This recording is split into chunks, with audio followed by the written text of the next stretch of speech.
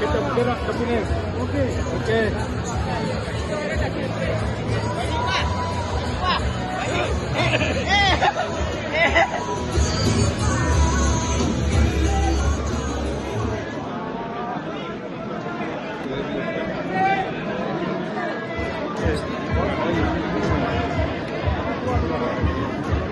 Datuk Seri macam mana melihat keputusan hari ini?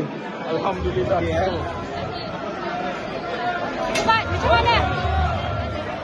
Alhamdulillah, semua benda berada di luar jangka. Terima kasih kepada pengundi. Yang penting Alhamdulillah untuk